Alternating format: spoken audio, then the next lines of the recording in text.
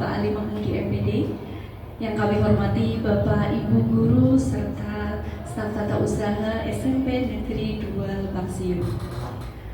Puji syukur kehadirat Allah Subhanahu wa Ta'ala yang telah melimpahkan rahmat dan hidayahnya kepada kita semua, sehingga pada hari ini kita diberikan kesehatan dan dapat berkumpul di ruangan ini dalam rangka mengikuti diseminasi budaya positif dari saya, Eli Widiawati, calon guru penggerak angkatan 11 dari Kabupaten Tegal. Sholawat serta salam kita curahkan kepada junjungan besar Nabi Muhammad SAW. Semoga kita semuanya kelak mendapat syafaatnya di yaumil akhir. Amin. Bapak, Ibu Guru, serta Bapak Kepala Sekolah, perkenankan pada hari ini kita mengadakan acara diseminasi budaya positif. Sebelumnya, marilah kita buka acara hari ini dengan bacaan basmalah. Bismillahirrahmanirrahim. Terima kasih. Acara selanjutnya, sambutan Bapak Kepala SMP Negeri 2 Lebak Siu kepada Bapak Ali Mahmudi MPD dipersilakan. Terima kasih. Assalamualaikum warahmatullahi wabarakatuh. Waalaikumsalam.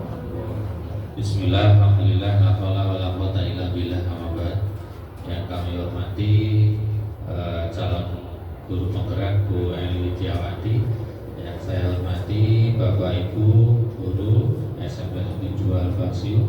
Alhamdulillah, bersyukur kita panjatkan kehadirat Allah Subhanahu wa Ta'ala karena pagi hari ini kita masih diberikan kesempatan, kenikmatan, sehingga Bapak Ibu bisa melaksanakan tugas hari ini, bisa mengikuti kegiatan diseminasi hari ini. Alhamdulillah semuanya dalam keadaan sehat walafiat. Selawat dan salam salawat kita panjatkan kepada junjungan kita Nabi besar Muhammad SAW. Bapak Ibu yang saya hormati, pada pagi hari ini kita melaksanakan kegiatan diseminasi budaya positif oleh calon guru penggerak kita Bu Eli Widiawati. Ya, semoga kegiatan hari ini tentunya bisa membawa manfaat bagi kita semua. Bagi Bu Eli bisa menularkan apa yang sudah didapat dari pelatihan guru penggerak, ya, terkait dengan budaya positif. Ya, mungkin nanti Bu Eli Widiawati bisa menyampaikan kepada kita semua, ya, disiplin positif itu bagaimana, kemudian penerapannya di kelas bagaimana, sehingga apa yang didapat oleh Bu Eli itu bisa disampaikan juga pada teman-teman, bisa dipraktekkan juga pada teman-teman. Jadi tidak hanya Bu Eli sebagai calon guru penggerak, tapi manfaat dari guru penggerak bisa dimanfaatkan oleh yang lain. Ya, yang jelas tugas dari guru penggerak memang itu. Ya, jadi pemerintah melaksanakan pelatihan guru penggerak itu tujuannya tentunya tidak hanya untuk pribadi guru penggerak tersebut, tapi harus bisa bermanfaat untuk sekolah. Ya, artinya Bu Eli Widya harus bisa tergerak, bergerak, dan yang utama adalah menggerakkan. Nah, salah satu materi yang sudah didapat adalah budaya positif. Ya, monggo nanti Bu Eli bisa menyampaikan pada teman-teman dan juga nanti bisa dipraktekkan teman-teman, ya, pada saat menghadapi siswa di kelas. Ya. Semoga kegiatan hari ini bisa berjalan dengan lancar dan tentunya bisa membawa manfaat untuk kita semuanya. Salam sepeda siu.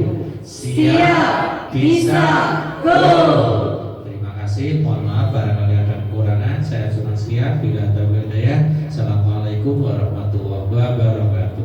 Waalaikumsalam warahmatullahi wabarakatuh. Terima kasih Bapak Kepala Sekolah atas sambutannya.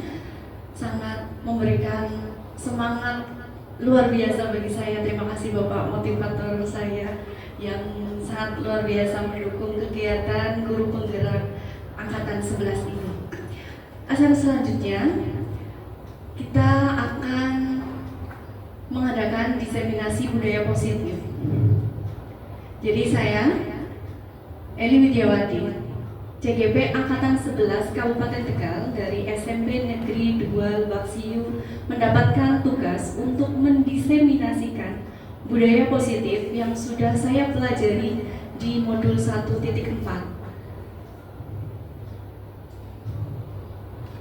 Sebelum kita masuk ke materi, Bapak Ibu semuanya, salam dan bahagia. Mari kita awali hari ini dengan rasa bahagia. Kita mulai dengan memberikan senyuman kita kepada rekan kita yang ada di ruangan ini. Silakan Bapak dan Ibu boleh saling memandang untuk memberikan tersenyum sampai bibirnya tersenyum lebar. Silakan tersenyum, Pak Yuda yang jadi tersenyum.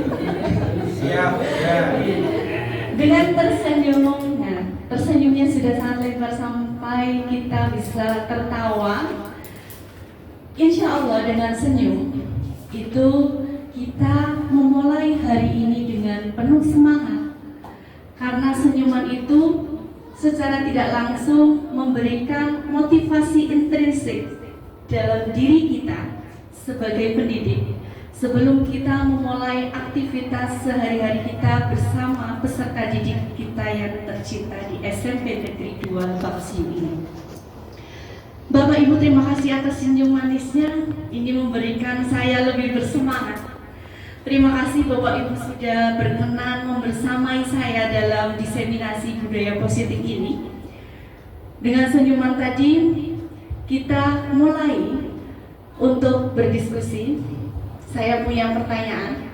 Apakah Bapak Ibu setuju bila pemberian hukuman dapat mendisiplinkan siswa? Yang kedua, pemberian hadiah meningkatkan prestasi siswa.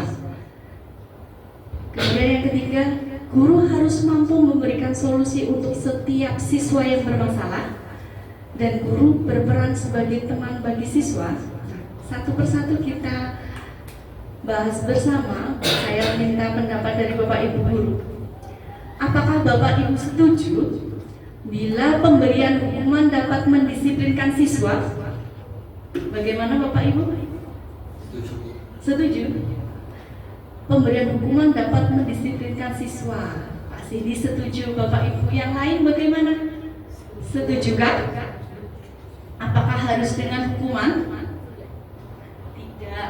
Bu April tidak. Bapak Ibu yang lain bagaimana? Untuk pernyataan yang pertama, setuju atau tidak? Ada yang tidak, ada yang setuju. Oke, kita lanjut kedua. Apakah Bapak Ibu setuju bila pemberian hadiah meningkatkan prestasi siswa? Setuju. Bisa. Setuju. Tidak selalu. Oke, terima kasih. Kita tampung dulu ya. Yang ketiga, guru harus mampu memberikan solusi. Apakah Bapak Ibu setuju bila guru harus memberikan solusi untuk setiap siswa yang bermasalah? Setuju. Oke, yang ketiga setuju ya. Yang keempat, apakah Bapak Ibu setuju bila guru berperan sebagai teman bagi siswa? Setuju. Ya, semangat Bapak Ibu. Ya, semangat. Salam sepeda Siu. Siap, bisa, go. Ini monggo sambil disambi biar tambah semangat. Ini saya minta nanti banyak diskusinya di hari ini. Kita bersama-sama mempelajari budaya positif karena ini adalah semua proses belajar. Kita bersama-sama, Bapak Ibu semangat ya. Jadi ada yang setuju yang tidak. Nah sekarang mari kita positif mindset ya kita mari berpikir positif. Selalu kita kumpulkan energi positif kita untuk memulai. Apa itu budaya positif? Budaya positif ini apa? Perwujudan dari nilai-nilai atau keyakinan universal yang diterapkan di sekolah. Perwujudan dari nilai-nilai budaya, nilai-nilai keyakinan universal. Jadi Nilai-nilai universal itu apa? Nilai-nilai universal itu yang sering kita sebut sebagai karakter profil pelajar Pancasila yang diterapkan di sekolah. Jadi yang akan kita bahas nanti, budaya positif yang sudah kita laksanakan atau yang belum di sekolah itu bagaimana?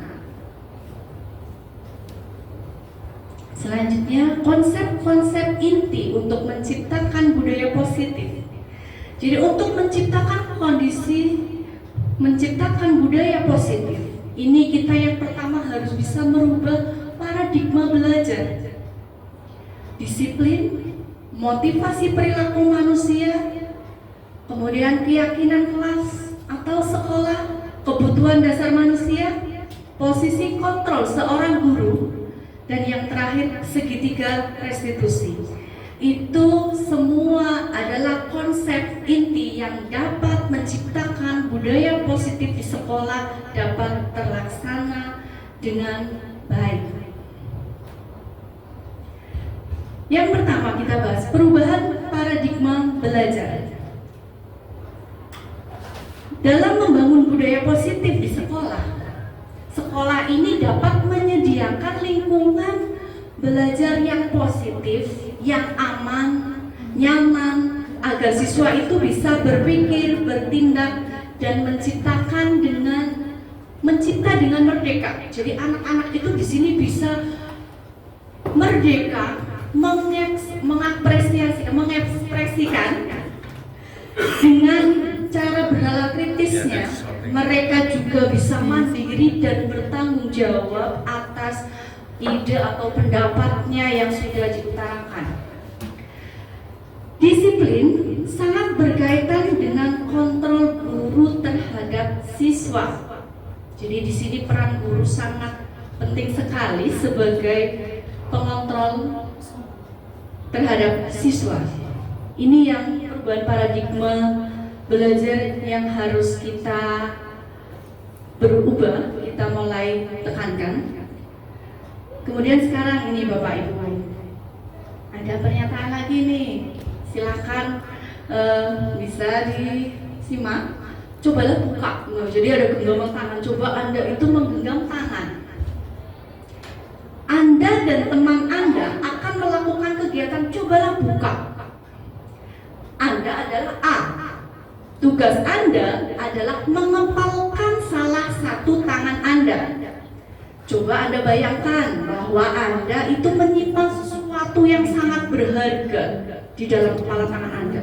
Jadi Anda itu berusaha mempertahankan apa yang ada di kepala tangan Anda. Anda perlu menjaga benda tersebut sekuat tenaga Anda, karena begitu pentingnya untuk kehidupan Anda. Tugas B, rekan Anda, adalah mencoba dengan segala cara untuk membuka kepalan tangan Anda itu.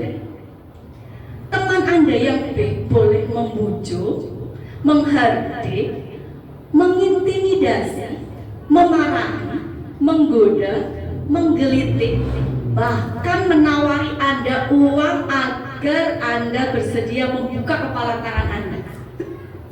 Nah, ini Bapak Ibu, kalau Bapak Ibu ini berada pada posisi A dan B. Nah, kalau kita sebagai guru itu berada di posisi apa ya? Posisi? Semangatnya Bapak Ibu? Posisi B. Posisi B. Ya, ini kita sebagai guru berada di posisi B. Siswa kita, misalkan ada yang nyontek, tidak mau memberikan contekannya, ngumpetin enggak. Biasanya, bagaimana cara kita sebagai seorang guru untuk bisa anak tersebut membuka kepalan tangan itu? Kepalan tangan ini kan bisa jadi ada suatu permasalahan, ya. Sangat penting sekali anak menutupi bagaimana cara Bapak Ibu itu supaya bisa membuka kepalan tangan tersebut. Ya, ini Bapak Ibu, kalau kita sebagai guru, apakah yang Bapak Ibu lakukan dengan membujuk, menghardik, mengintimidasi, memarahi, menggoda, menggelitik, bahkan menawari uang? Gimana? Membujuk. apakah dengan menawari uang atau hadiah? Tidak ya. Nah ini jadi di sini kita belajar bagaimana cara kita sebagai guru menghadapi permasalahan seperti ini dalam kehidupan kita di sekolah.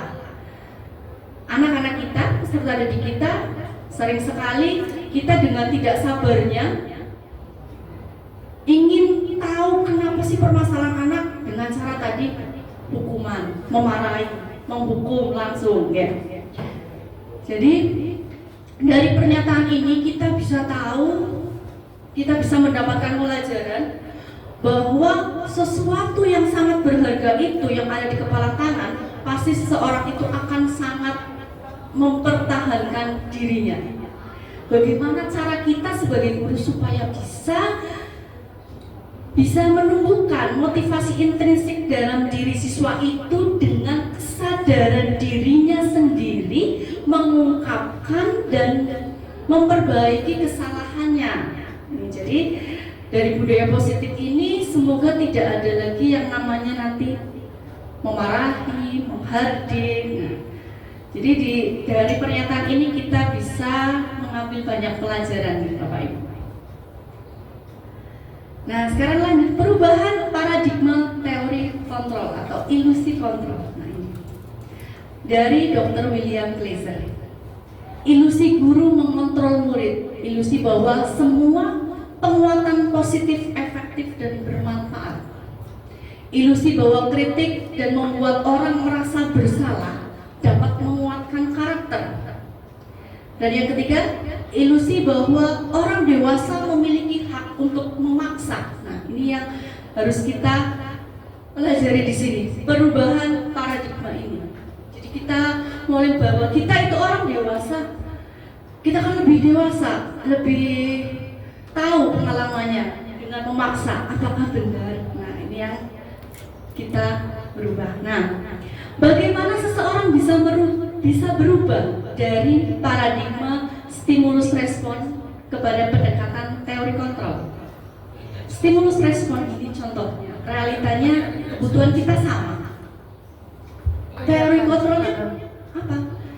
Kebutuhan kita, realitasnya itu kita berbeda. Semua orang, stimulus responnya, semua orang melihat hal sama. Kadang kita sekilas lihat sama saja, tetapi teori kontrolnya setiap orang memiliki gambaran berbeda.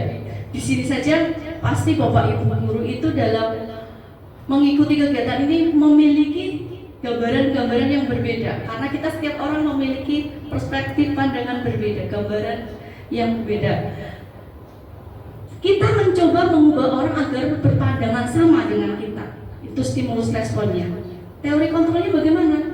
Kita berusaha memahami pandangan orang lain tentang dunia. Kita berusaha memahami. Jadi kita tidak melihat bahwa semua orang itu dengan pandangan yang sama dengan kita, tapi kita berusaha memahami orang tersebut itu bagaimana sih pandangannya.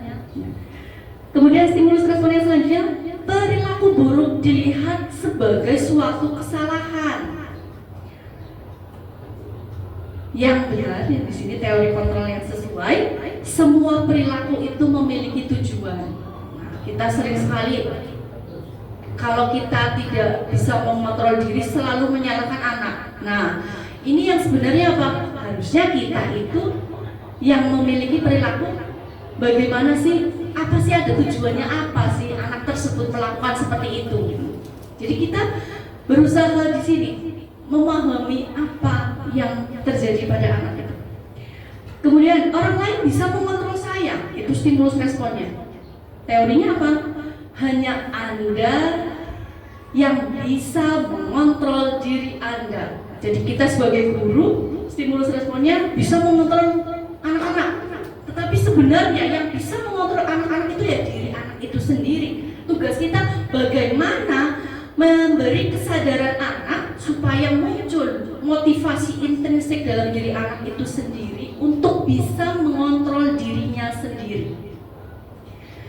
Selanjutnya, pemaksaan ada pada saat bujukan gagal. Nah, kita sering sekali kadang tidak sabar ya Bapak Ibu menghadapi anak. Terus dibujuk. Nah, sudah yang benar apa teori kontrolnya? Kolaborasi dan konsensus menciptakan pilihan-pilihan baru. Nah, yang terakhir, model berpikir menang atau kalah. Di sini kayak teori kontrolnya model berpikir menang-menang. Ini dari stimulus respons. Sekarang kita mau masuk ke disiplin positif. Apa makna disiplin? Adakah Bapak Ibu yang ingin menyampaikan makna disiplin? Silakan. Ada siapa Ibu? Bu Dewi.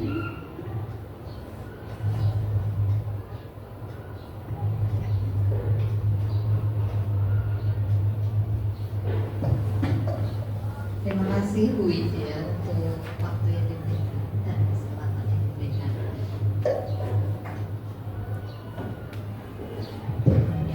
Disiplin menurut saya berarti secara singkat melaksanakan atau melakukan sesuatu sesuai dengan aturan yang ada. Disiplin, gitu. Terima kasih. Terima kasih. Jadi dari Bu Dewi, disiplin itu adalah melaksanakan atau melakukan sesuatu sebagai aturannya, sesuai aturannya. Itu disiplin. Ya, terima kasih Bu Dewi. Ada yang lain? Oh iya, Pak Sini.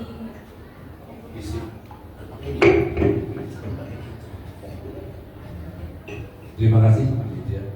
Untuk menurut kami disiplin itu ya hampir sama dengan Dewi tadi. Sikap dan perasaan taat dan patuh pada aturan yang diterapkan. Terima kasih. Ya, terima kasih Pak Sini. Ya, jadi disiplin itu taat dan patuh. Ya, terima kasih sekali. Nah sekarang di sini disiplin. Nah, kita pelajari dari asalnya kata disiplin itu dari mana? Disiplin itu berasal dari bahasa Latin yang artinya belajar. Tetapi di sini makna asal tadi itu dari kata ini berkonotasi dengan disiplin diri dari murid-murid Sokrates dan Plato. Ini seorang filsafat ya.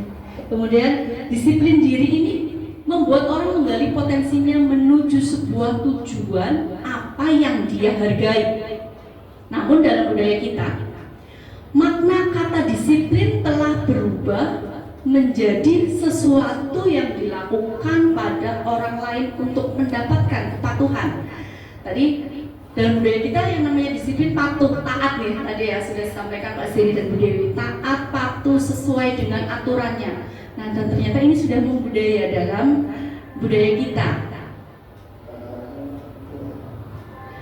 Disiplin ini apa ya? Nah ini dari hasil tadi, disiplin ini adalah ini, kemampuan memerintahkan diri sendiri dalam mengontrol dan menguasai diri untuk memilih tindakan yang mengacu pada nilai-nilai yang kita hargai dengan penuh tanggung jawab tanpa terperintah orang lain. Nilai-nilai yang kita hargai adalah nilai kebajikan, sifat positif manusia yang merupakan tujuan mulia yang ingin dicapai setiap individu, yaitu nilai-nilai dalam profil pelajar Pancasila. Jadi kesimpulannya disiplin itu seperti ini Bapak Ibu. Yang selama ini dalam budaya kita mengenal itu disiplin ya harus patuh, ada aturannya, kita harus patuh, harus menuruti. Nah itu dari perspektif itu kita gali lagi sebenarnya yang makna disiplin itu sebenarnya ini Bapak Ibu.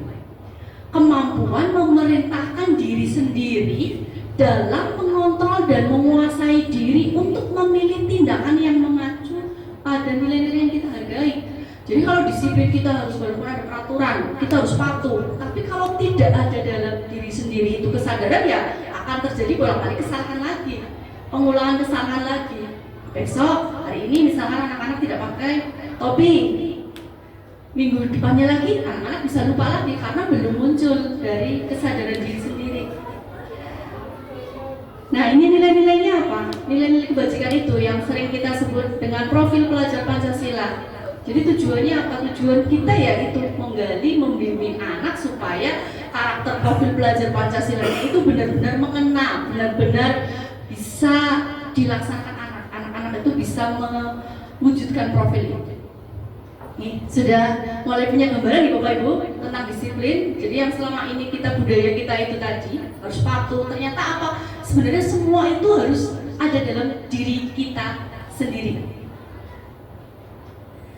Disiplin positif merupakan salah satu cara penerapan disiplin yang bertujuan untuk menumbuhkan kesadaran serta memperdayakan anak untuk melakukan sesuatu ini tanpa sokongan, ancaman maupun hukuman. Nah, ini kan dipertegas lagi. Jadi dengan disiplin itu kita itu dengan adanya kesadaran tidak ada lagi ini nanti yang berangkatnya pagi dapat hadiah, kan sudah tidak mengharapkan seperti itu.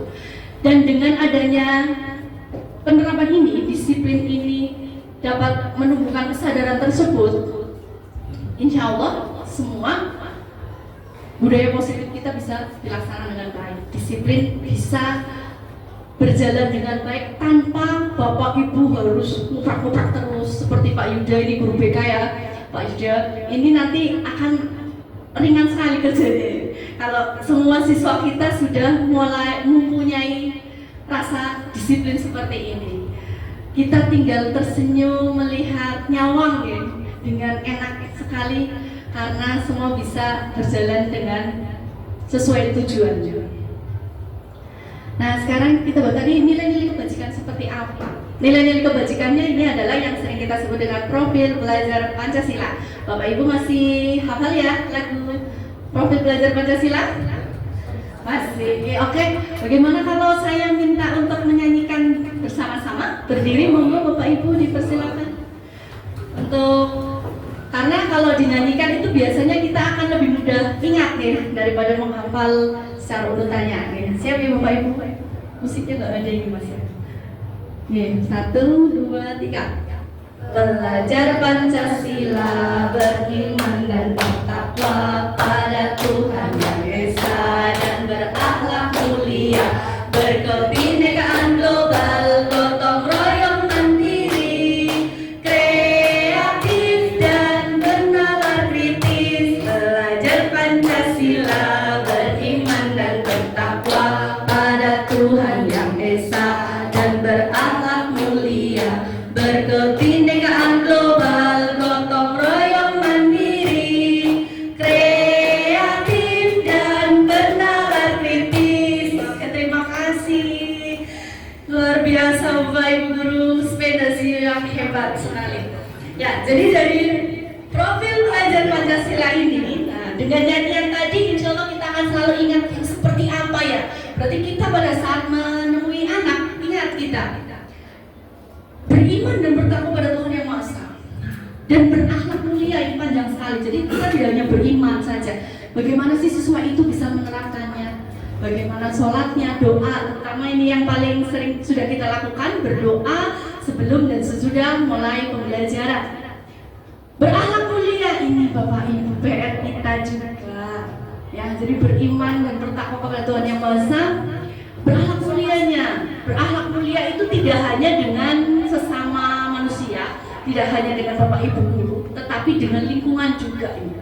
Dengan lingkungan kita, berakhlak mulia, tanaman di depan kelas bagaimana, sudah disiram atau belum, sudah dirawat atau belum, sampah yang harusnya masuk ke tempat sampah. Nah, ini juga masih PR kita bersama di Bapak Ibu.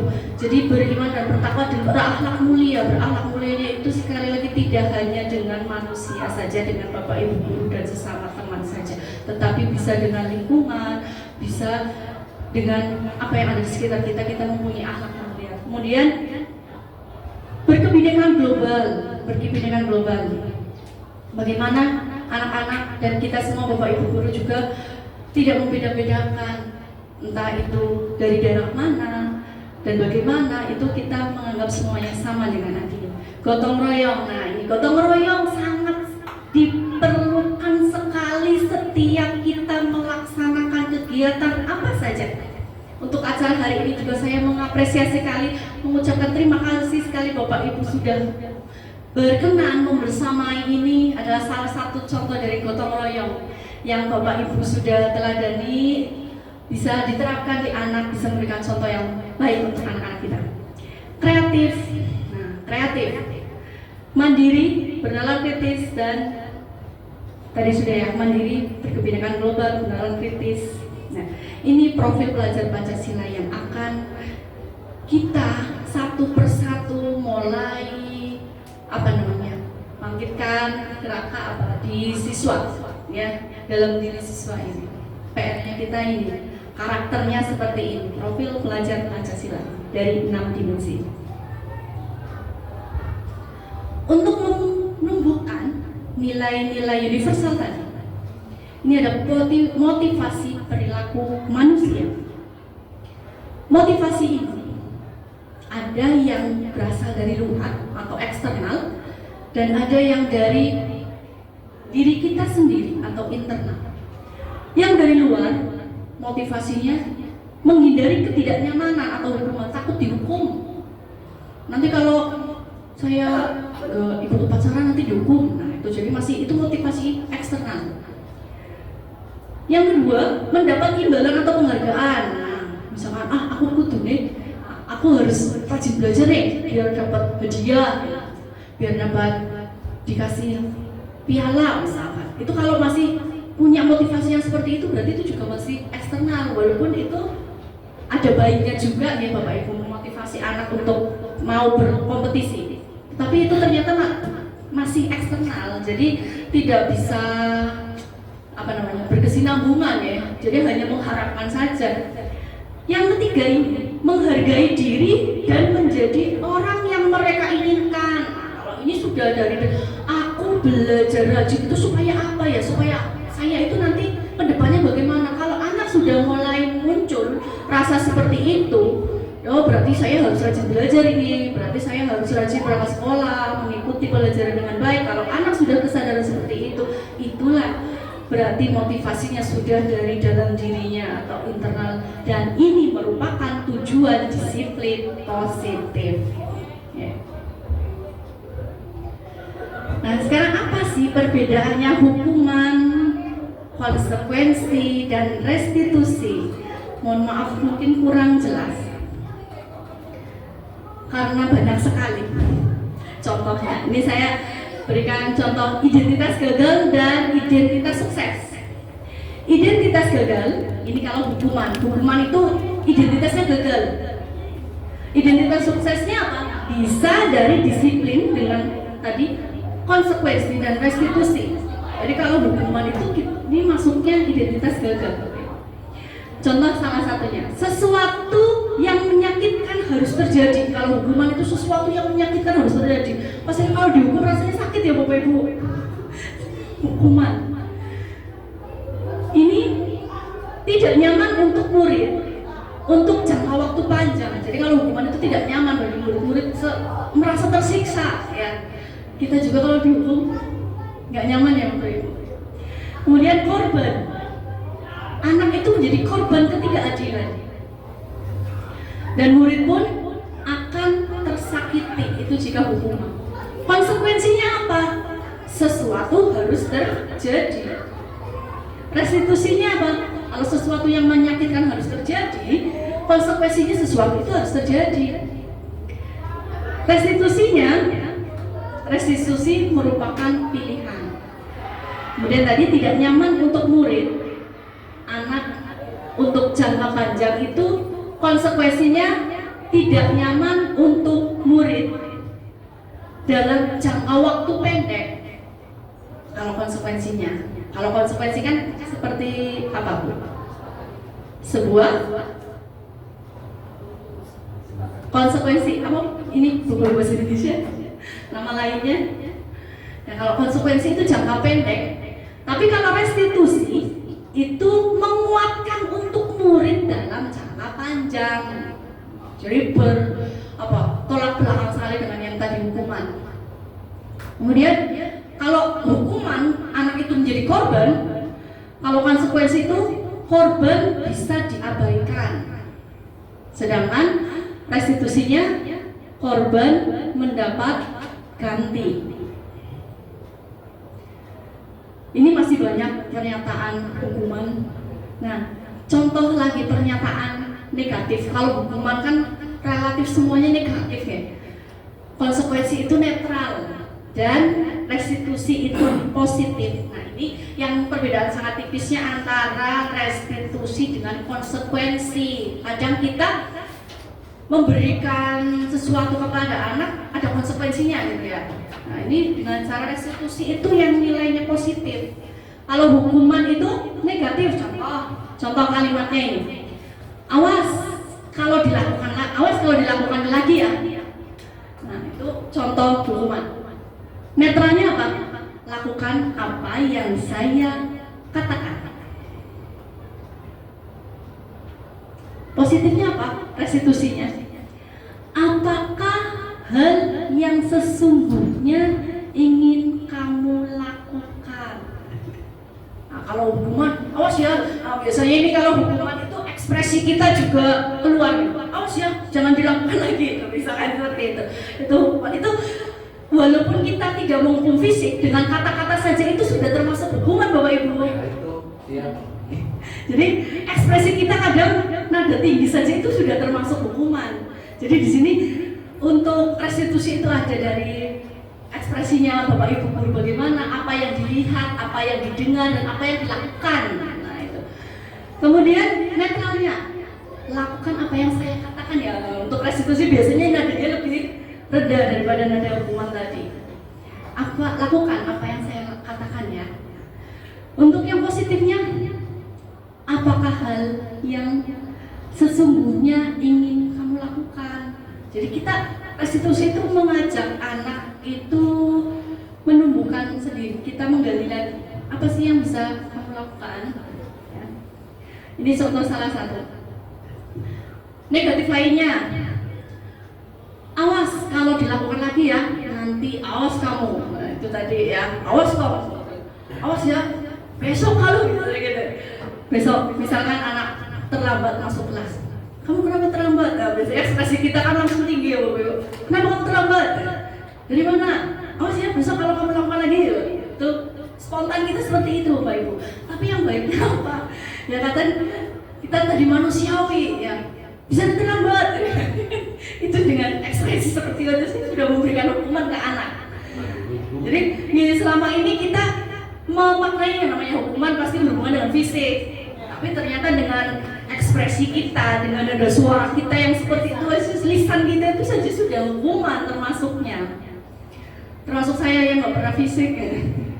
Katanya ya kalau suara itu berarti masih sering. Nah ini introspeksi diri juga. Kemudian identitas gagal yang lainnya masih banyak sekali, tapi tidak terlihat jelas nih. Nanti bisa kita diskusi bersama lagi. Tapi untuk ini sudah punya gambaran nih Bapak Ibu untuk hukuman, konsekuensi dan restitusi ini. Terima kasih Bapak Ibu, ya Allah luar biasa sekali, sepeda siu hebat Bapak Ibu gurunya. Ya, ini berdasarkan bagian tadi yang cukup panjang itu sebenarnya panjangnya karena banyak kata-kata yang sering kita lontarkan itu menyadarkan kita. Nah ini apa? Penjelasan tentang hukuman, konsekuensi, dan restitusi. Nah inilah Bapak Ibu kesimpulannya.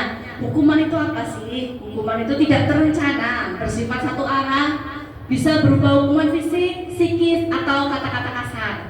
Nah ini yang sering kita tidak disadari itu yang tadi psikis dan kata-kata kasar kadang masih dijumpai juga keluar seperti itu. Sebaiknya mulai sekarang kita hindari lagi.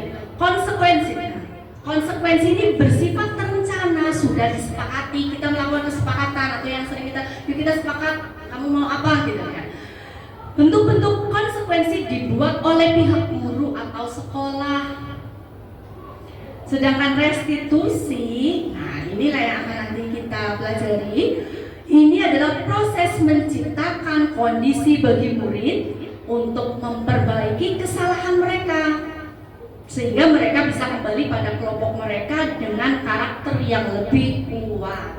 Nah, ini dari Gosen. Jadi restitusi inilah kita berusaha menciptakan proses kondisi bagi murid untuk memperbaiki kesalahan mereka. Jadi kita tanya, kenapa seperti itu, melakukan itu apa sih alasannya? Menurut kamu itu bagaimana sih? Itu baik apa tidak? Bagaimana solusinya menurut kamu? Nah, itu kita menggali terlebih dahulu. Kita ajak baik-baik, ngobrol baik-baik. Nah, konsekuensi atau hukuman. Nah, ini contoh lagi. Mencatat 100 kali dalam buku kalimat, saya tidak akan terlambat lagi. Itu biasa tulis 100 kali. Pernahkah Bapak Ibu seperti itu? Enggak, ya. Tidak ya, Bapak Ibu di sini semuanya hebat-hebat. Karena terlambat ke sekolah. Dulu saya waktu sekolah SD itu masih seperti itu. Disuruh nulis berlembar-lembar sampai terus ditandatangani ya. Kemudian membersihkan, lari mengelilingi lapangan basket 2 kali karena terlambat dari sekolah. Di sini tidak ada ya. Tidak ada ya Bapak Ibu. Keliling lari tidak ngerjain PR. Ya Bapak Ibu, oke. Itu hukuman apa konsekuensi Bapak Ibu? Ini hukuman atau konsekuensi ini? Hukuman atau konsekuensi? Hukuman. Yang pertama tadi menulis 100 kalimat. Hukuman ya. Membersihkan coretan yang dibuat di meja tulis. Membersihkan coretan, anak-anak aktif-aktifkan. Konsekuensi. Ini konsekuensi bersifat netral ya. Membersihkan. Jadi anak punya tanggung jawab. Yuk, sudah melakukan kesalahan, harus bagaimana? Membersihkan. Ini konsekuensi. Murid diminta untuk push up 15 kali karena tidak menggunakan masker ke sekolah. Hukuman atau konsekuensi? Hukuman apa konsekuensi? Push up 15 kali hukuman. Sekarang berdiri di depan kelas sambil mengangkat 1 kaki. Hukuman lagi. Membersihkan WC karena merusak pensil teman. Hukuman. Lari keliling lapangan karena terlambat 10 menit saat pelajaran PCOK. Konsekuensi atau hukuman nih pelajarannya PCOK? Konsekuensi ya, biasanya anak-anak pemanasan dulu maksudnya nih. Kalau PCOK kan biasanya pemanasan dulu, lari keliling lapangan. Ini anak terlambat, berarti konsekuensinya apa? Ya harus mengelilingi lapangan. Ya. Iya Bapak, betul. Kalau ada kesepakatan dulu konsekuensi. Jadi ini yang terakhir bisa kita memaknai beda ya Pak. Kalau sudah ada kesepakatan lebih awal, pada saat kita mengikuti pembelajaran PCOK, kalau sebelumnya pemanasan dulu. Nah, nanti yang terlambat bagaimana? Ya, berarti harus pemanasan muter lapangan juga. Itu konsekuensi. Tapi jika tidak ada kesepakatan, berarti itu bisa masuk ke hukuman. Karena hukuman kan tiba-tiba tadi ya, secara spontan. Terima kasih Bapak Ibu sudah bisa membedakan hukuman, konsekuensi, dan restitusinya nanti. Ini hukuman dan konsekuensi dulu yang masih kadang tipis sekali kita membedakannya. Dihukum oleh penghargaan. Nah ini, jadi penghargaan itu ternyata menghukum. Menghukum apa? Nah ini pengaruh jangka panjang dan pendek. Penghargaan juga tidak efektif. Penghargaan itu juga merusak hubungan. Nanti aku urut dinikah ya. Itu si A dikasih buku permen, saya tidak, itu merusak hubungan, nanti bisa seperti itu. Jadi kita selalu mengharapkan penghargaan mengurangi ketepatan, penghargaan juga mengurangi kualitas, penghargaan juga mematikan kreativitas. Nah ini jadi anak-anak yang tadinya mau berkembang mengekspresikan dirinya hanya mengharapkan penghargaan, jadi anak tidak berkembang. Dan penghargaan menghukum motivasi dari dalam diri. Ini Bapak Ibu, penghargaan, makanya dalam kurikulum Merdeka ini tidak ada ranking-rankingnya Bu, tidak ada peringkat, tidak ada pemberian hadiah. Itu salah satunya tujuannya adalah supaya ini menghukum itu ternyata apa, penghargaan itu menghukum motivasi dalam diri. Yang tadinya anak itu sudah mulai mau sadar ngarep-ngarep hadiah, pengen dihargai. Nah jadinya kembali lagi tadi ke motivasi eksternal. Nah sekarang keyakinan kelas. Keyakinan kelas itu apa ya? Keyakinan kelas ini adalah nilai-nilai kebajikan yang disepakati bersama secara universal. Selanjutnya tadi, untuk menghindari supaya kita tidak melakukan hukuman, nah salah satunya adalah caranya kita membuat keyakinan kelas, kesepakatan dulu tadi. Setelah kesepakatan sudah dibuat, kita yakini menjadi suatu keyakinan kelas. Jadi disiplin tadi, kemudian apa yang sudah kita sampaikan tadi itu bisa kita awali mulai dari kelas kita masing-masing. Dari kelas kita masing-masing, kita membuat kesepakatan dulu dan diyakini bersama secara universal. Nah sekarang Bapak Ibu, mengapa keyakinan kelas bukan peraturan kelas? Menurut Bapak Ibu bagaimana? Mengapa kok keyakinan kelas bukan peraturan kelas? Kalau keyakinan kelas itu kesepakatan antara guru dan siswa. Tapi kalau peraturan kelas biasanya dibuat oleh satu pihak saja, satu guru. Itu yang perlu pendapat sih. Oke Ibu Dewi, Bu April terima kasih. Jadi kalau peraturan itu biasanya satu pihak ya Bu, searah ya. Peraturan itu satu arah sama sekolah atau guru itu sendiri saja. Sedangkan kalau keyakinan, kesepakatan antara guru dengan murid, dengan siswanya. Oke, kita buka coba. Apa sih? Ya sekarang ada pernyataan lagi nih. Ini masuk ke keyakinan atau peraturan ya, Bapak Ibu. Tolong bersama-sama dijawab kembali. Mengapa kita memiliki peraturan tentang menggunakan helm pada saat mengendarai kendaraan roda 2 atau motor? Peraturan itu sudah ada. Peraturan ini tujuannya apa? Untuk keselamatan. Menaatinya peraturan tadi katanya kalau peraturan harus taati, tadi sudah kita bahas. Untuk keselamatan. Jadi nilai kebajikannya keselamatan. Walaupun itu peraturan tapi ada nilai kebajikannya, keselamatan. Yang kedua, mengapa kita memiliki peraturan tentang menggunakan masker dan mencuci tangan setiap saat? Itu waktu Covid ini, ya. Itu apa Bapak Ibu? Mengapa kita memiliki peraturan tentang menggunakan masker? Kenapa sih kita pakai masker? Kenapa mencuci tangan? Apa Ibu? Nggih, ya, kesehatan ya Bapak Ibu. Kesehatan. Ada lagi? Kebersihan, ya, kebersihan dan kesehatan. Untuk menjaga kebersihan kita supaya sehat. Itu maksudnya yang diyakini. Berarti kita harus menjaga kesehatan, harus menjaga keselamatan. Maksudnya seperti itu. Jadi bukan semata-mata kok ditilang polisi. Ya nanti nggak pakai helm, nanti takutnya ditilang. Nah, itu kan tadi masuk ke eksternal tadi, motivasi. Tapi apa kalau sudah muncul, walaupun itu peraturan harus kita taati, tapi sudah muncul itu untuk keselamatan kita. Makanya dengan tanpa adanya iming-iming di sana polisi loh, ada tilangan tuh kita sudah demi untuk apa? Untuk keselamatan. Jadi sudah muncul dari dalam diri kita sendiri.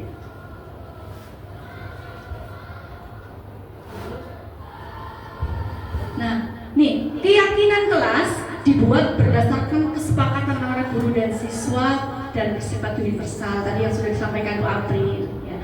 Jadi kalau keyakinan itu ya kita sudah sepakati antara guru dan siswa bersama-sama, kita buat bersama-sama dan bersifat universal.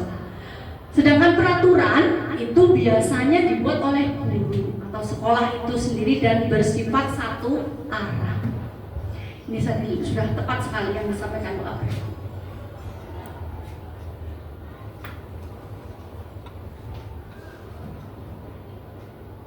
Sekarang kita akan mulai menyimak, mempelajari tadi keyakinan kelas.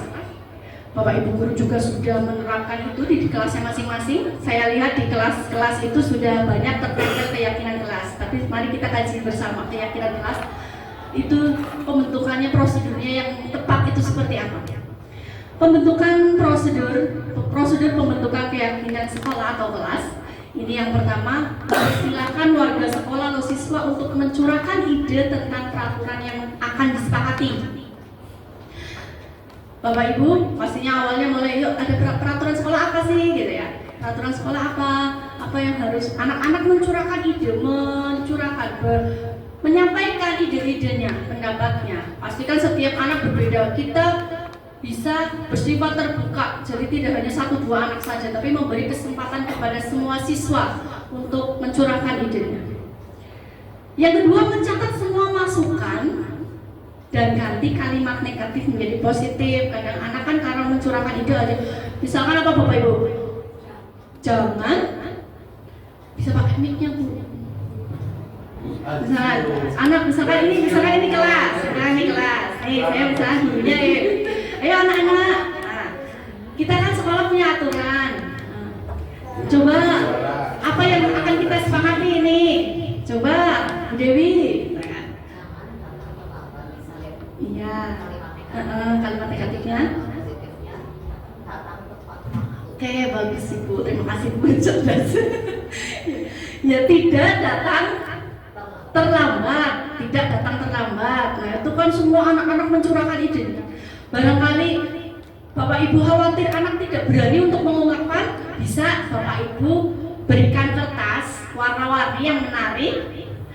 Terus anak-anak disuruh menulis setiap anak itu satu kalimat, bukan kata ya, satu kalimat dan ditempelkan di depan. Itu sebagai salah satu usaha. Barangkali anak itu disuruh menyampaikan secara lisan kurang berani.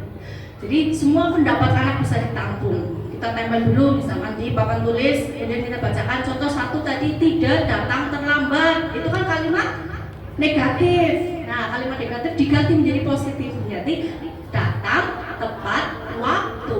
Kayak bagus. Tinjau kembali curahan pendapat yang terkumpul dan susun menjadi keyakinan kelas atau sekolah. Jadi semua yang sudah ada itu kan biasanya banyak persamaan, ataupun misalkan tidak sama persis, Bapak Ibu itu bisa membantu untuk menyimpulkan. Ada kan kalimatnya anak beda-beda, tapi maksudnya sama.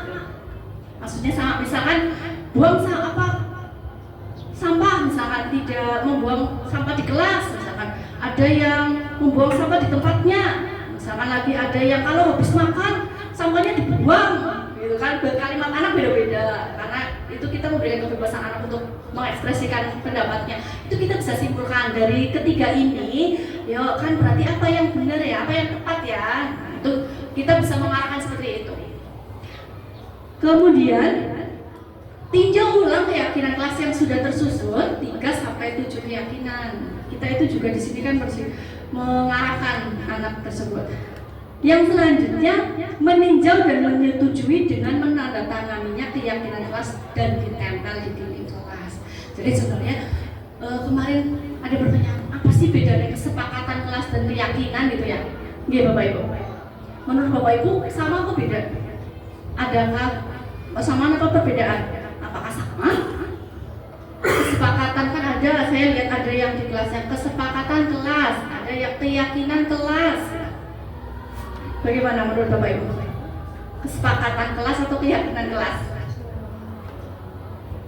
Kegiatannya dalam menyusun itu kesepakatan. Kita kan menyepakati bersama-sama. Kita sepakat akan menjaga kebersihan. Kita menyepakati bersama karena tadi antara guru dan murid. Nah, yang diharapkan dari kesepakatan itu anak memiliki keyakinan. Jadi sebenarnya menurut saya yang lebih tepat ditempelkan itu judulnya keyakinan kelas. Kalau kesepakatan kelas baru disepakati, anak belum ada kita belum memotivasi anak untuk meyakini. Nah di sini supaya anak meyakininya, kamu meyakininya ya, membuang sampah pada tempatnya misalkan. Berarti anak meyakini aku memiliki kesadaran, berarti saya untuk menjaga kebersihan harus membuang sampah pada tempatnya. Seperti itu ya. Jadi sudah punya gambaran tadi ya. Semoga ini menjadi titik terang ya, amin. Nah sekarang 5 posisi kontrol guru. 5 posisi kontrol guru di sini ada sebagai penghubung, pembuat rasa bersalah, teman, pemantau, dan manajer. Nah, kita satu persatu bahas. Penghukum, tadi penghukum itu apa sih? Bisa dengan menghardik, menunjuk-nunjuk, berkaca pinggang, membentak, hukuman fisik atau verbal. Dampaknya apa sih ternyata? Dampaknya itu anak menjadi pendendam dan anak itu tidak menyukai gurunya. Ini saya juga sering kadang dapat laporan. Ya, saya mau suka bu sama ini gitu. Kenapa? Ternyata kadang seperti itu. Pembuat rasa bersalah. Ini saya kadang. Pembuat rasa bersalah. Suara lembut namun menyalahkan siswa. Kamu kenapa sih seperti itu? Ya, kamu dan lain-lain. Guru menyatakan kesalahan pada siswa dan guru menderita. Wah, memelas. Wajahnya memelas sekali. Dampaknya apa? Membuat siswa itu merasa bersalah, rendah diri dan menarik diri. Ini introspeksi saya sendiri nih. Kadang secara tidak sengaja masih berkata seperti itu. Ini pembelajaran lagi, proses ini. Dan guru sebagai teman ini bersikap ramah, cenderung bersenda gurau untuk menghangatkan suasana. Sebagai teman, seperti teman sendiri. Jadi menganggap tidak terlalu banyak menjaga jarak. Dampaknya apa? Murid bergantung pada orang lain dan membuat siswa tidak mandiri. Jadi alemana istilah Jawanya ya. Jadi tergantung. Kemudian sebagai pemantau, nada bicara dan ekspresi datang. Identitas berhasil. Pemantau tetap memantau saat siswa diberi sanksi. Dampaknya apa? Menghitung hadiah atau hukuman yang diberi tanpa melihat nilai kebajikan dan tidak sepenuhnya mandiri. Kemudian ini antara pemantau dan manajer, kita sering berada dalam posisi ini. Manajer, suara netral, terciptanya identitas positif atau berhasil mengajukan pertanyaan bermakna dan membantu siswa memecahkan masalah. Dampaknya apa? Murid mandiri dan percaya diri dalam memecahkan masalah sendiri. Ini harapannya kita berada di posisi manajer. Jadi anak misalkan seperti yang sudah saya contohkan, kenapa kamu datang terlambat? Kamu datang terlambat itu bener apa salah sih? Salah. Salahnya kenapa? Salahnya apa? Kamu sudah melanggar keyakinan apa? Tadi yakin keyakinannya, bukan kesepakatannya. Yang sudah disepakati dan diyakini. Menurut kamu apa yang harus kamu lakukan untuk memperbaiki itu? Jadi anak punya solusi, bisa menggali solusinya sendiri. Kita di sini mengarahkan dan membimbingnya saja. Ini yang diharapkannya nanti ini kita posisi manajer. Dari posisi kontrol itu kita mempelajari ada kebutuhan dasar manusia. Kebutuhan dasar manusia ini ada 5. Ini yang sebaiknya kita penuhi dulu. Kita cari tahu, kita gali. Anak-anak tersebut sudah punya kebutuhan dasarnya sudah terpenuhi atau belum? Yang pertama itu bertahan hidup. Yang kedua, kasih sayang dan rasa diterima. Yang ketiga, penguasaan. Yang keempat, kebebasan. Dan yang kelima, kesenangan. 5 kebutuhan dasar ini. Jadi anak biasanya yang bermasalah itu karena kebutuhan dasarnya ada salah satu yang belum terpenuhi. Misal kenapa sih anak itu kok suka meledek temannya? Coba Bapak Ibu, misal ada contoh suka membicarakan temannya, itu kira-kira kebutuhan dasar apa yang belum terpenuhi? Meledek temannya, weh kamu ini jelek, gitu anak-anak. Itu kebutuhan dasar apa? Kasih sayang, kurang kasih sayang ya. Berarti kita sebagai guru, ya kita gali kenapa sih barangkali orang tuanya ternyata tidak di rumah, di Jakarta ditinggalkan. Oh berarti ini anak sebenarnya kurang kasih sayang ini. Nah tugas kita memberikan kasih sayang di sekolah. Kemudian anak misalnya seneng minta jajan ke temannya, minta jajannya malah misalkan. Itu kenapa? Kebutuhan dasar apa kira-kira? Minta sini uangnya, sini aku lapar, sini aku aku nggak punya uang, minta uangnya. Itu kira-kira kebutuhan dasar apa ya Bapak Ibu? Bertahan hidup, ya bertahan hidup. Lapar Bu.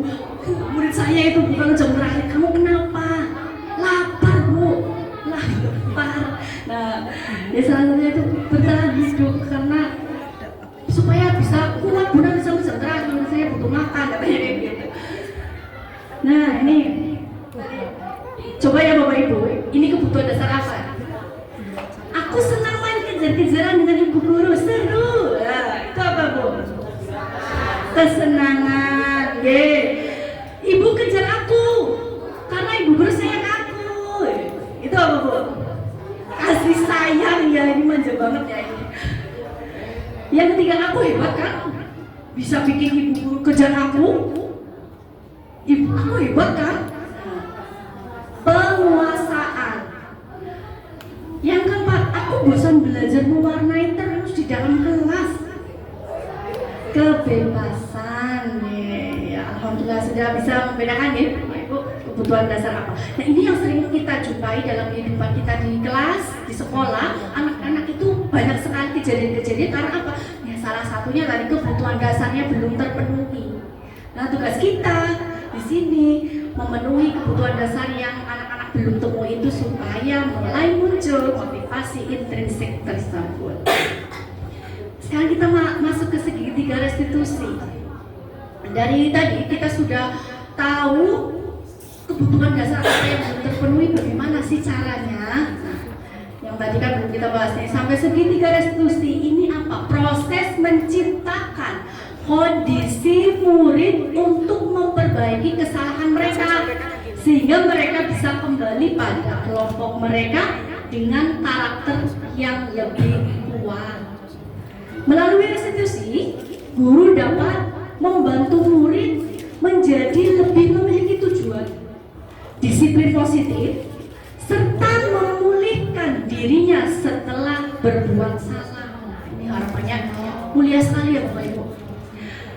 Kemudian apa? Membantu murid untuk jujur pada diri sendiri dan mengevaluasi dampak dari kesalahan yang dilakukan. Yang terakhir, memberikan penawaran, bukan paksaan.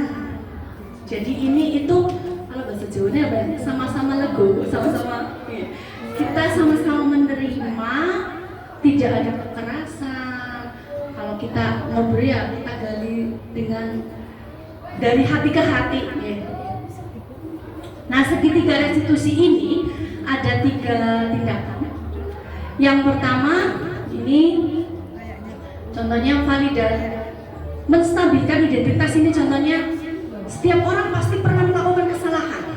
Itu kita stabilkan dulu kan anak itu kalau anak kamu kenapa sih sini kita stabilkan. Ya memang itu setiap orang juga pastinya pernah melakukan kesalahan. Kita stabilkan dulu biar emosinya anak itu tidak meluap. Ya kita stabilkan dulu. Setelah stabil kita validasi. Kamu tentu punya alasan mengapa melakukan itu contoh kalimatnya. Setelah itu anak-anak akan menjawab. Yang terakhir menanyakan keyakinan. Nah sekarang keyakinan kelasnya, ya keyakinan apa yang sudah kamu langgar misalnya. Ini segitiga restitusi. Sebenarnya kita sudah sering menerapkan ya Bapak Ibu, walaupun kadang tidak berurutan seperti itu. Tahapannya tadi menstabilkan identitas. Contoh kalimatnya, berbuat salah itu wajar. Kita menstabilkan emosinya anak, menstabilkan identitasnya. Tidak ada manusia yang sempurna. Saya juga pernah melakukan kesalahan sampai seperti ini. Bapak Ibu tidak akan mencari siapa yang salah, tetapi Bapak Ibu ingin mencari solusi dari permasalahan ini. Itu masih menstabilkan identitas. Validasi tindakan yang salah ini yang kedua, langkah selanjutnya. Kamu pasti punya alasan mengapa kamu berbuat seperti itu. Jadi kita tanyakan dari hati ke hati ke murid kita.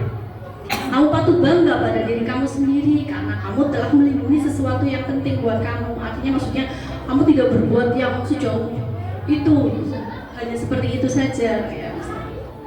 Yang terakhir, menanyakan keyakinan. Apakah kamu ingat tentang keyakinan kelas kita? Keyakinan kelas mana yang benar kamu tunjukkan? Atau kamu ingin menjadi orang yang seperti apa?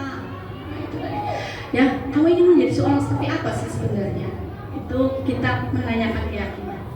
Nah, berikut ini adalah contoh segitiga restitusi yang sudah saya lakukan dalam menangani kasus yang pertama. Ini biasa sering kita jumpai, anak yang bermain HP sampai larut malam. Ini kasus di sini namanya Anissa, sampai bangunnya kesiangan dan mengakibatkan Anissa itu datang terlambat ke sekolah. Kemudian kasus yang kedua, ini di kelas juga. Nama siswanya Alisa. Alisa ini marah-marah dan sampai memukul meja, mentak-mentak temannya, membuat kondisi kelas tidak kondusif karena ada temannya yang bernama Eka ini selalu meminta contekan PR-nya, selalu ingin minta pekerjaannya si Alisa. Ini gedung-gedung meja sampai katanya, saya sudah gak sabar bu, saya selalu dimintai PR saya, tugas saya. Bagaimana caranya? Ini sudah Bagi dia dapat laporan dari Ibu Rika, katanya kamu sering terlambat. Kamu sudah berapa kali terlambat? Sudah berapa kali? Sering terlambat itu merupakan kesalahan kok bukan? Baik. bisa menstabilkan identitasnya. Sebuah salah itu manusiawi. Setiap orang pasti pernah melakukan kesalahan. Yang terpenting bisa belajar dari kesalahan tersebut dan berusaha untuk memperbaiki. Setuju bisa? Setuju. Baiklah, sekarang bisa cari solusinya bersama. Cari solusi. Bisa sering datang terlambat, pasti punya alasan. Kenapa bisa sering datang terlambat? Karena aku sering berada bermain HP sampai larut malam sehingga saya juga harus siang. Bisa tahu keyakinan kelasnya sudah kita sepakati bersama? Kalau sering datang terlambat ke sekolah sesuai keyakinan kelas atau tidak? Tidak. Menurut Nisa, keyakinan kelas apa yang sudah bisa melakukan disiplin? Terus, menurut kamu disiplin itu penting atau tidak? Penting bu, karena saya bisa datang ke sekolah tepat waktu dan saya bisa menghargai waktu. Betul. Menghargai waktu itu sangat penting dan banyak sekali manfaatnya. Seperti kita dapat menghargai waktu, dapat menghargai waktu yang sekitar kita, pekerjaan kita juga tidak menunggu, dan kita dapat mempunyai rasa kepedulian. Ya bu, saya bisa sudah datang terlambat, saya minta maaf. Ya bisa, kamu sudah memberikan sikap yang baik, yaitu dengan meminta maaf. Menurut kamu, apa yang akan kamu lakukan supaya tidak datang terlambat lagi ke sekolah? Saya tidak akan bermain HP sampai terlambat lagi dulu supaya saya bisa bangun lebih cepat dan datang ke sekolah tepat waktu. Yang bagus, baik Lisa, kamu sudah menemukan solusinya. Dan dia juga senang sekali nantinya kalau bisa sudah bisa menemukan solusinya. Dia akan bekerja sama dengan teman-teman Lisa supaya bisa tidak datang terlambat lagi ke sekolah. Baik, sekarang bisa boleh kembali ke kelas. Dari kasus satu ini, salah satu penerapan segitiga restitusi seperti itu nih Bapak Ibu. Yang kasus dua, Lisa, tadi dengar dari ketua kelas katanya kamu harus bertengkar dengan Eka ya? Iya bu, saya kesel banget bu. Kenapa? Soalnya Eka selalu nanya tugas saya bu, selain tugas saya juga loh bu. Oh begitu, wajar lah jika kamu masih ibu juga pernah dalam posisi seperti kamu. Tapi kamu harus lakukan agar sama seperti kamu. Lalu apa yang kamu lakukan terhadap Eka saat tengkar? Saya marah-marahin, saya marah-marahin dia bu, sambil mukul meja. Oh begitu.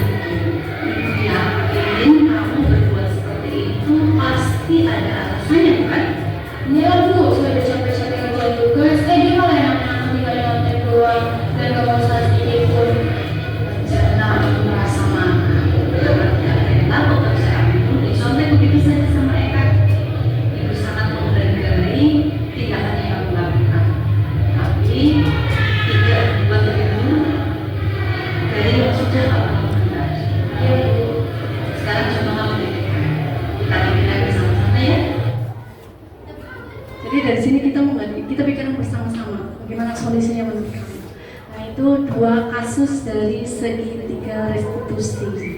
Ini dari pemaparan disiplin positif. Tadi kita sudah menyimak semuanya, sudah bersama-sama belajar bersama. Dari Bapak Ibu, adakah yang mau memberikan tanggapan atau umpan balik? Salah satu, silakan. Dari hasil belajar kita hari ini, diseminasi budaya positif yang sudah saya sampaikan dari ibu-ibu di sini, adakah yang mau memberikan tanggapan untuk perbaikan saya, untuk langkah saya selanjutnya dalam melaksanakan kegiatan berikutnya? Saya sangat berharap sekali ada masukan dan tanggapan dari umpan balik kegiatan diseminasi budaya positif hari ini sebelum kita tutup acaranya.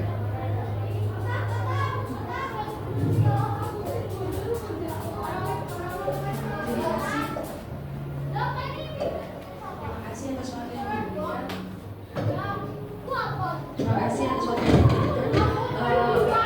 Diseminasi ini menurut saya bagus sekali, terutama buat saya pribadi ya. Akhirnya saya bisa membedakan antara hukuman, konsekuensi, dan restitusi.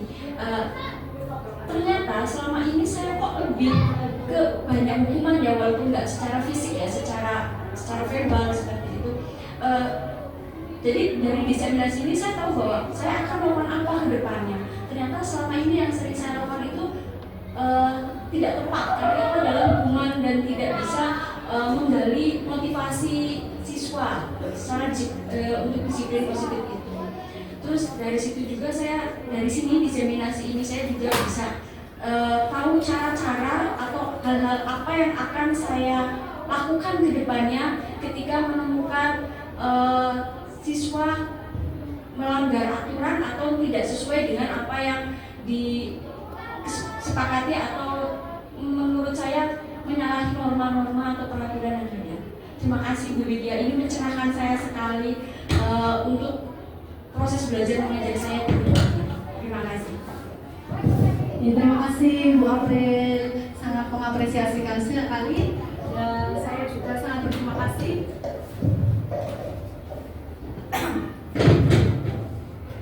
Jadi yang sudah disampaikan Bu April tadi juga sebenarnya saya ini adalah sama-sama proses belajar Bu.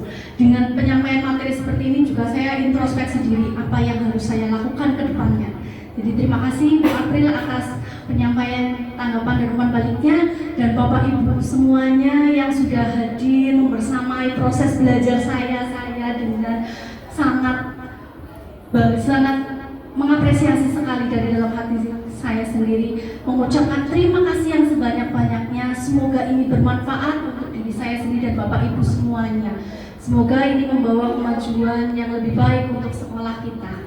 Jadi sebelumnya saya mohon maaf apabila ada yang kurang berkenan di hati Bapak Ibu semuanya. Mari kita tutup acara hari ini dengan bacaan Alhamdulillah Rabbil Alamin. Terima kasih. Salam